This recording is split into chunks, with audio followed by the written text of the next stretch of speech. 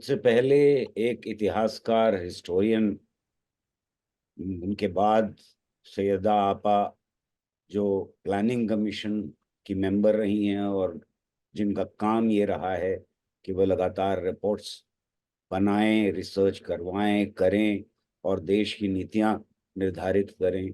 और उसके बाद जॉन दयाल, जिनका काम जिंदगी भर ये रहा कि वो एक जर्नलिस्ट की हैसियत से मुल्क की खबरें और उनके ऊपर टिप्पणियां करते रहे। आज हम लोग बात कर रहे हैं इस इलेक्शन की। आज हम उस माहौल की बात कर रहे हैं। आज हम उस इतिहास की बात कर रहे हैं जो इतिहास रचा गया लगभग 100 साल में, और आज उन लोगों ने सत्ता हथिया ली जिनको सत्ता तक पहुंचने की इजाजत भी नहीं मिलनी चाहिए थी।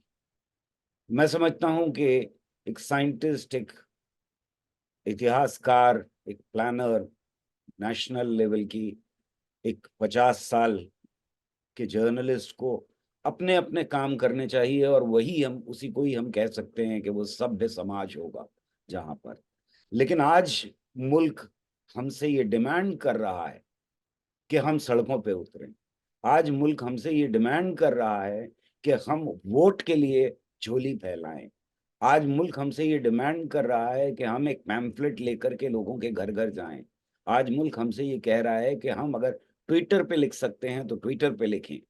इस खतरे का एहसास है, और ये खतरा बहुत बड़ा खतरा है। यानी आज हमें अपने वो काम, जो काम मुल्क हमसे चाहता था और एक्सपेक्ट करता था और हम कर रहे थे, वो काम छोड़ करके बाहर सड़क पर निकलें और लोगों के बीच जाएं। वरना ये काम तो पॉलिटिकल पार्टीज के जिम्मे हमने दे दिया था।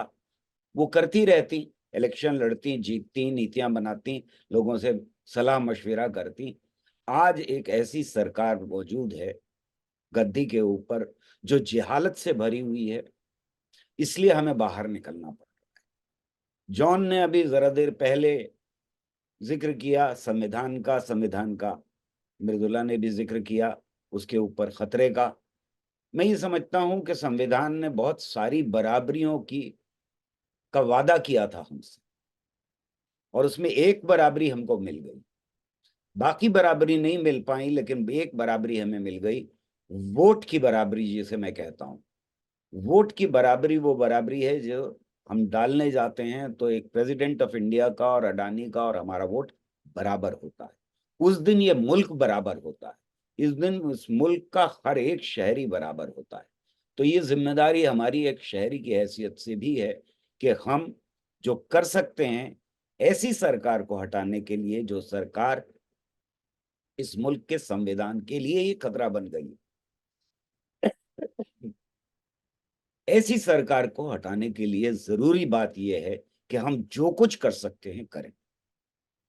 जरूरी नहीं है कि आप सब कुछ कर पाए। अगर आप पैम्फलेट लिख सकते हैं तो पैम्फलेट लिखें, 10 घरों में बांट सकते हैं तो 10 घरों में बांटें।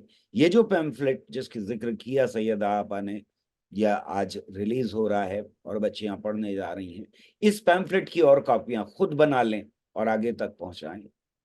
अगर ट्विटर पे कुछ कर सकते हैं, गाना लिख सकते हैं, जो कर सकते हैं वो करने की जरूरत है।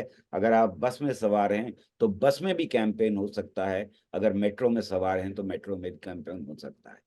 लेकिन एक मिल करके काम करने की भी बड़ी सख्त जरूरत है। अनहद ने जो कैंपेन शुरू किया है, और ऐसे सैकड़ों कैंपेन इस मुल्क में इस वक्त लोगों ने इसीलिए शुरू किए हैं कि उनको खतरे का एहसास हो गया है। तो जरूरत इस बात की है कि हम इनमें से किसी ना किसी कैंपेन के साथ जरूर जुड़ें और मिल करके ये सोचें कि कौन सी चीजें ऐसी हैं जो ज्यादा से ज्यादा इफेक्टिव होंगी। क्योंकि मैं समझता हूं कि हमेशा फैशिज्म, फासीवाद और आरएसएस या हिंदू महासभा या जमात इस्लामी, ये आपके जहन को